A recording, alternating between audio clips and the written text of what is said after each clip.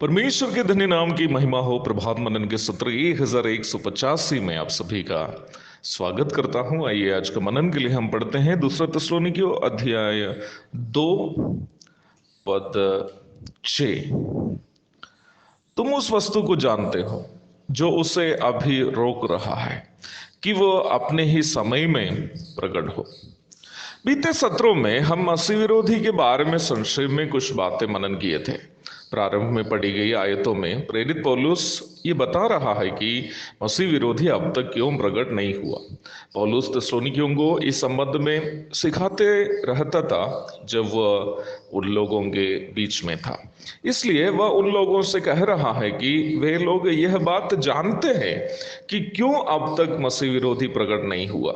उसको रोकने वाली कोई ऐसी बात है जिसके कारण वह प्रकट नहीं हो रहा है।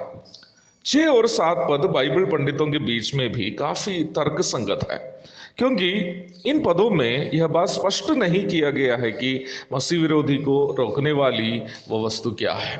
ज्यादातर अच्छे बाइबल पंडित ये मानते हैं कि उसे रोकने वाला पवित्र आत्मा है, परंतु 6 पद में पौलुस उस रोकने वाला के लिए वस्तु शब्द का प्रयोग किया है।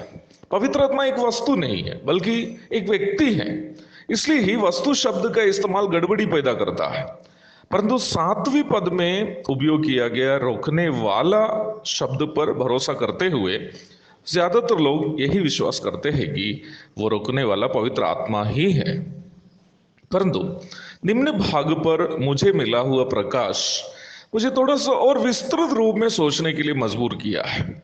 मेरी समझ से 6 पद में पौलुस एक वस्तु की ओर और 7वें पद में एक व्यक्ति की ओर इशारा कर रहा है। इन दोनों के बीच में वह एक तीसरी बात का भी जिक्र किया है जो मसीह विरोधी के आगमन के लिए रुकावट बना हुआ है।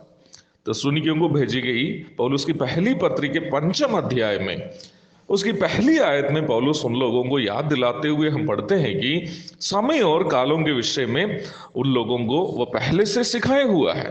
महाक्लेश काल और उसके अंत में प्रभु का दूसरा आगमन आदि के विषय में भी निम्न अध्याय के आगे की आयतों में वह उन्हें याद दिलाता है। अध्याय 5 की 3 में पौलुस ये स्पष्ट करता है कि महाक्लेश काल हम विश्वासियों के लिए नहीं है परंतु अविश्वासियों के लिए है। वह इस्तेमाल किया गया उन पर शब्दावली पर आप ध्यान दीजिएगा, अर्थात विश्वासियों के लिए नहीं है, ये उन लोगों के लिए है, उन पर उस महाक्लेश काल आने वाला है।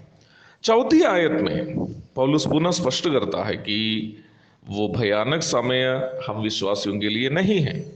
इन भागों को पूर्व के मननों में बताया था, इसलिए दोहराना नहीं चाहता। अब इन बातों को आप दूसरा थिस्सलुनीकियों 2 की 6 से तुलना करके समझने की कोशिश कीजिए। अर्थात पहला थिस्सलुनीकियों अध्याय 5 की जो पदों पर हम अभी विचार कर रहे थे, उन पदों को दूसरा थिस्सलुनीकियों 2 की 6 से आप तुलना करके समझने की कोशिश कीजिए। पौलुस उनको याद दिला रहा है कि तुम उस वस्तु को जानते हो जो तुम्हारी अर्थात कलीसिया की उपस्थिति ही है जो मसीह विरोधी के आगमन को रोकता है। आगे वो कहता है कि वह अपने ही समय में प्रकट होगा, अर्थात मसीह विरोधी का आने का समय अभी तक नहीं आया है। कब आएगा? जब कलीसिया यहां से हट जाएगी। अर्थात दूसरे थिस्सलुनीकियों 2:6 में बताई गई वो रोकने वाली वस्तु जो मसीह विरोधी के आगमन को रोकती है, वो संसार में प्रभु की कलीसिया की मौजूदगी ही है। The presence of the church in the contemporary world is the thing mentioned in verse 6 that restrains Antichrist from revealing himself now. तब एक सवाल आपके मन में उत्पन्न हो सकती है, 7वें पद में उसे एक रोकने वाला क्यों कहा गया है? प्रभु दया करे तो उस विषय को मैं अवश्य कल आपको बताऊंगा। तब तक के लिए आपसे विदा हो जाता हूं। प्रभु के नाम की महिमा हो। आमीन।